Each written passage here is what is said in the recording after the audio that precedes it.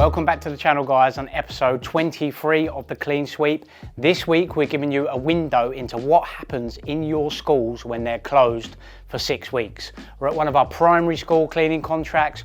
We're carrying out our summer deep clean where we spend 2 weeks of labour deep cleaning the entire school. So this is all the ad hoc services that I've mentioned in previous videos. So that's window cleaning, carpet cleaning, high level cleaning, pulling all the furniture out, make sure everywhere within this classroom is spotless, getting all the bits and pieces that we can't get on a day-to-day basis. So this is what it looks like before, and we're going to show you what it looks like after.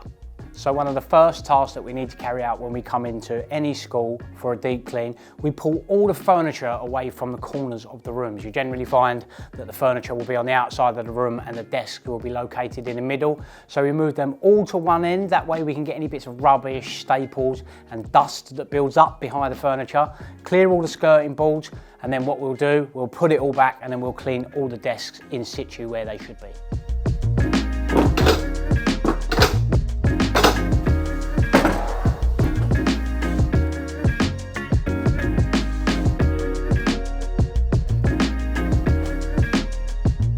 We've moved all the tables out, and what we do, we go around, we pull out all the furniture, vacuum behind them all, move everything around. The actual most time-consuming task that we carry out is moving bits and pieces of furniture around in schools like this. It takes a long time, but the teachers will put it back. They'll put it back in the setup that they want it done. That's a year of stuff.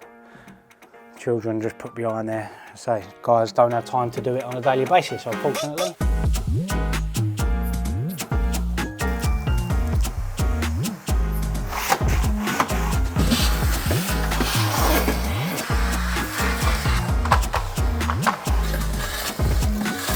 So one thing we do in the summer is all the ICT equipment in schools these days, a lot of smart technology. So this is a smart board. The guys do wipe it over, but as you can see, it does get dusty quite easily. So we clean all the ICT equipment in all the classrooms. They've got ICT suites further down the corridor as well. So we'll clean all them, make sure they're pristine, ready for when the students come back.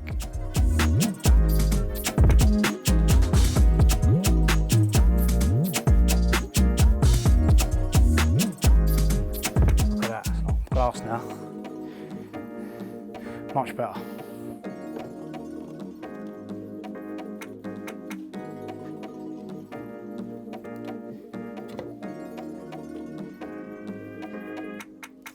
So people ask me all the time when I go around to look at school cleaning contracts, they say to me, Chris, what's the difference between sort of having term time only and the summer deep cleans? Varies from school to school and if it's a private or public school. Some go for term time only, depends on how many cleaning hours they have in the week. If they put more cleaning hours into their daily schedule, the school doesn't get so bad that it needs a deep clean in the summer.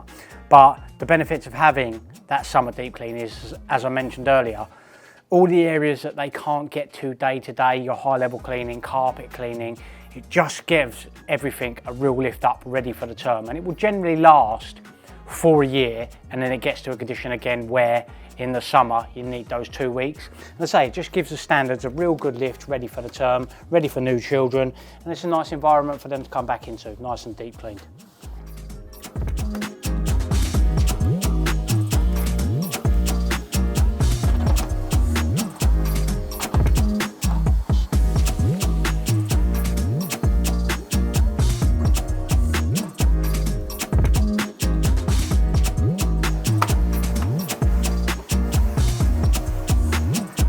So we've pulled all the furniture out, we've cleaned up behind them, we've done all the ICT equipment. Next, classrooms in primary settings usually have a mix of carpeted and hard flooring. What we do during the summer holiday, we use a black pad, which is the most aggressive form of floor pad. Give this floor a good going over, get all the contaminants and debris off it so it's nice and sparkling clean. We use a chemical called Strong Arm for the floor. It's just a hard, heavy duty cleaner for hard surfaces. So we'll put that in with some water and then we'll use our black pad with our rotary machine, give the floor a good scrub and hopefully get it looking nice and shiny. So let's put our water in and then we'll give this floor a going over.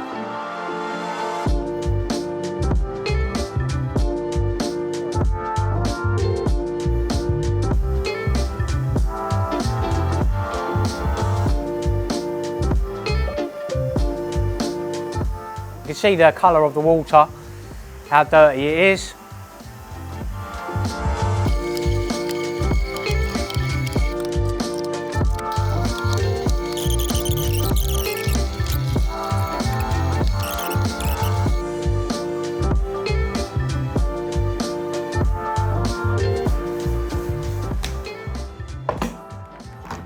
Bingo. Let me go and get a mop.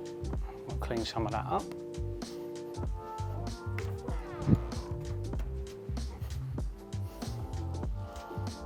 And we'll just pick up the debris, soak it up.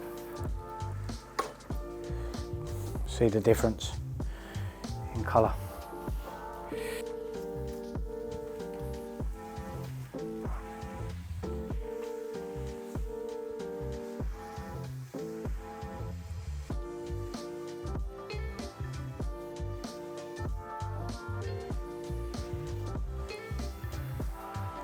Voila.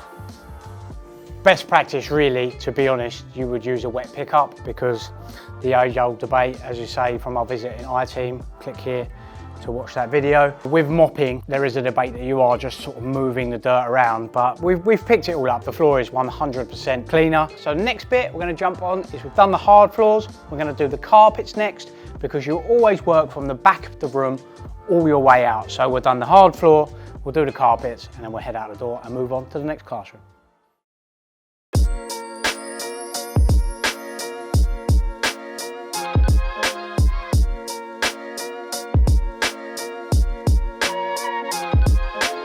Welcome back, it's day 2 of our clean. Yesterday we finished up by carrying out a clean to all the hard floors and the classrooms, as you see from some of the footage yesterday. What's on the agenda for day 2? Well, we're going to be doing carpet cleaning today. We're going to run you through that process shortly. We're going to be doing some high level cleaning, and we're also going to be tackling the windows. First off, we're starting with carpets, so let's jump in and show you how we do that. There are several different methods you can use with carpet cleaning. We use wet extraction for some of the carpets down the nursery end that get a little bit more of a hammering. The older classrooms, like the one we're in today, we use a bonnet mopping process. So what we do is pre-treat the carpets with a pre-treatment shampoo. That lifts any dirt and debris up, and then we'll bonnet mop over the top of it with our floor machine that we used yesterday. We're going to put this to soak in our carpet cleaning chemical. We're going to pre-treat the carpet and vacuum it first, and then we'll give it a going over.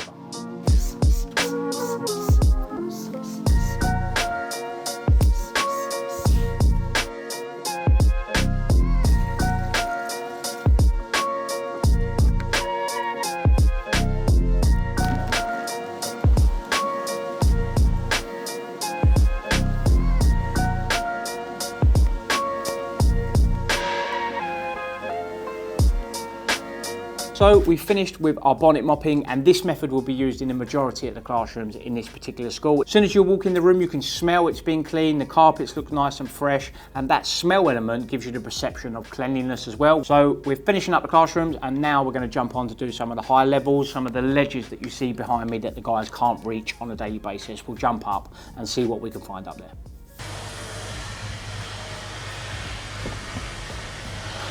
Jeez.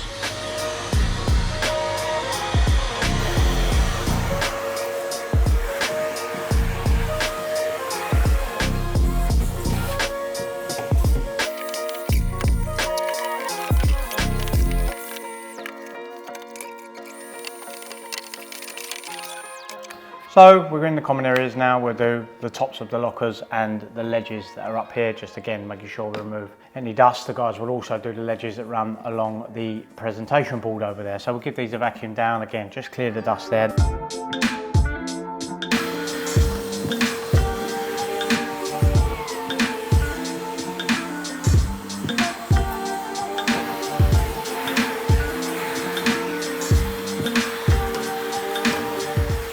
Now we're going to go and get our window cleaning tools, and we're going to jump on some of the windows.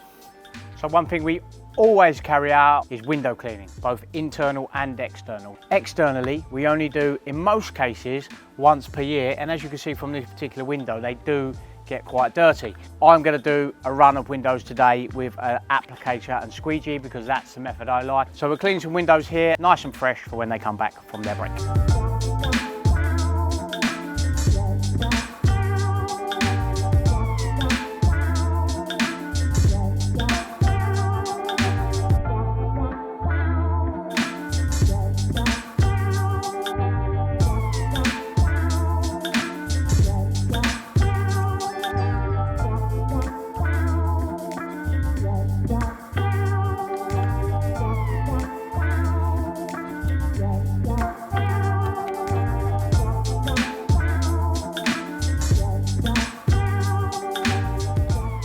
So hopefully you found that entertaining and informative, and it's give you some insight into what goes on during your school holidays when your children are at home with yourself. Schools are a tough ask for any cleaning company, so shout out to all you guys that are keeping all the schools throughout the UK clean and tidy, whether that be term time only or deep cleaning in the summer. As always, I hope you enjoyed the video. Make sure you hit that like and subscribe button, and we'll see you guys next week.